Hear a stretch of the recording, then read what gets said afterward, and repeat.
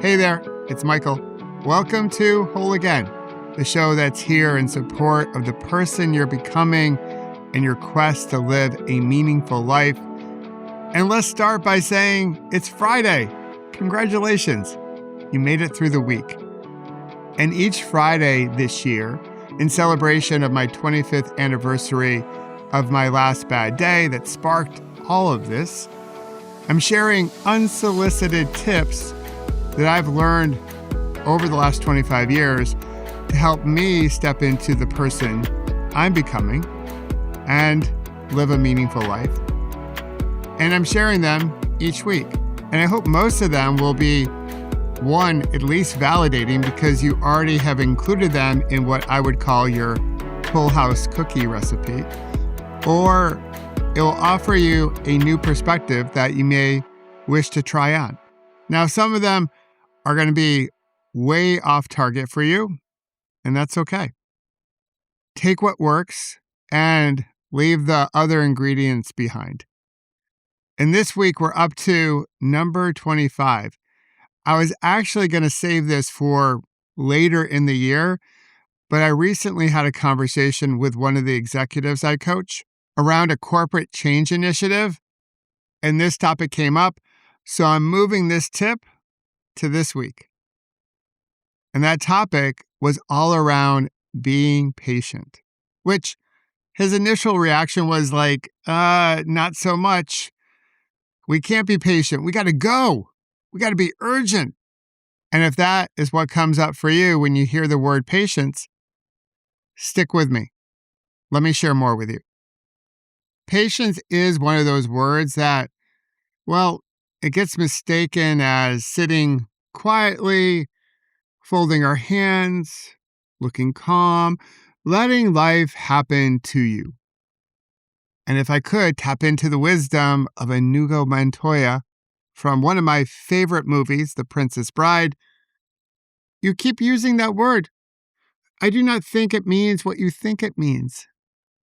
And I don't think patience means what we think it means either. And I had to learn it the hard way through my rehab.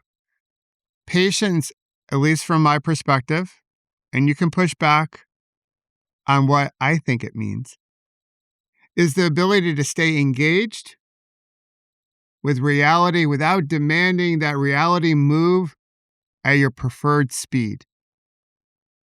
The thing is, there's a real difference between a passive person and a patient person.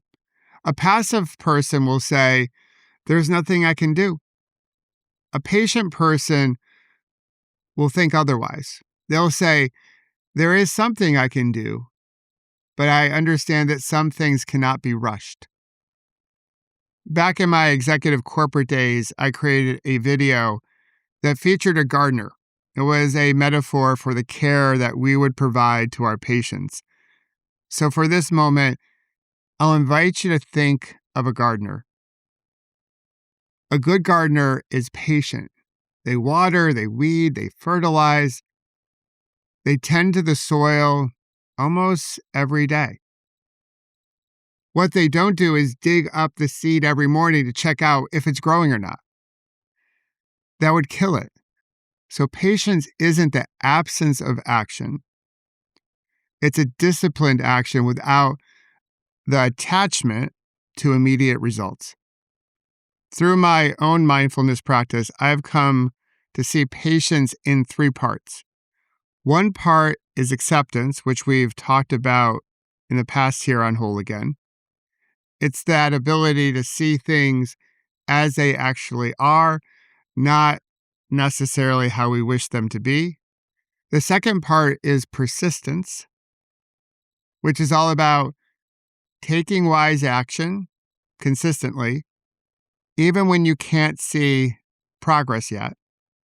And the third part is trust. Trusting that some outcomes simply need time.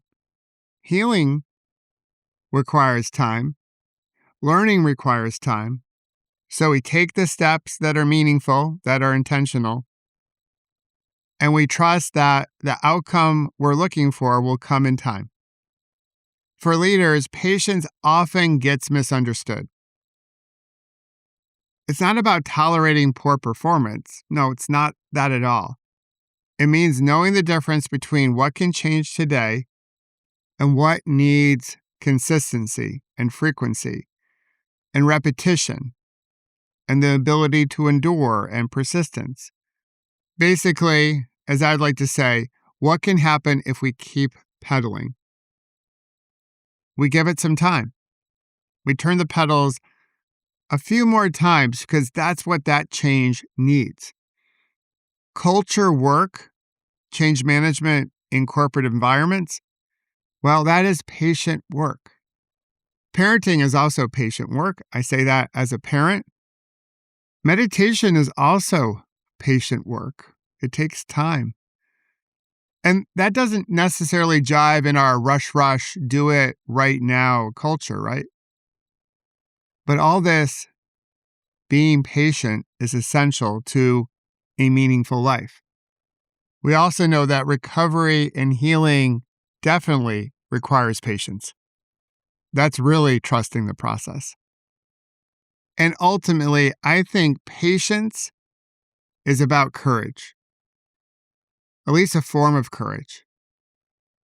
You're choosing to stay present in the moment with uncertainty instead of trying to force it, to shove it down the pipe and rush to action that may not necessarily move, as cliche as this sounds, the peanut forward.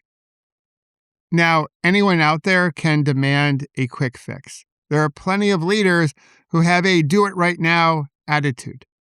I used to work for one of them. And I will say, to be fair, some things do require urgent action. But those things should be few and far between. Because if everything is urgent, nothing is urgent. All you're doing is creating a culture of chaos.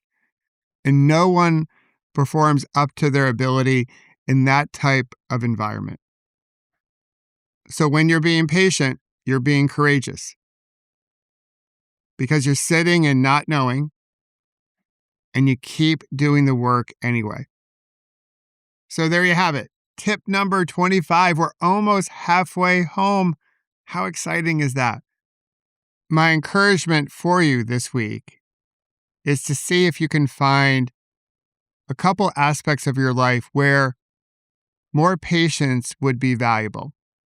I'm not asking for you to do a 180, simply 1 or 2% more patient. Because here at Whole Again, we take small steps, but we do them consistently over time.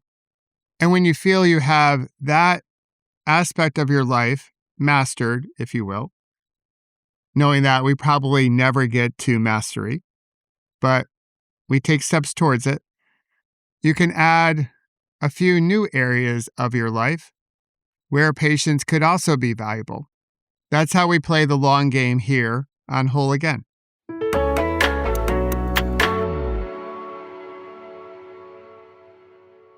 As always, thanks for being here. Thank you for being part of our community. I hope you're checking out our new series that I'm running all the way up to November called A Perfectly Imperfect Union.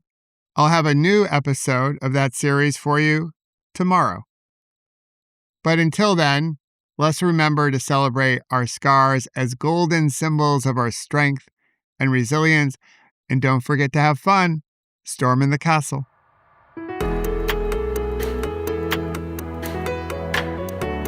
And if you wish to learn more about creating beautiful ripples and how to prevent a bad moment from turning into a bad day, please visit my website, michaelobrienshift.com, and sign up for my newsletter called The Ripple Effect.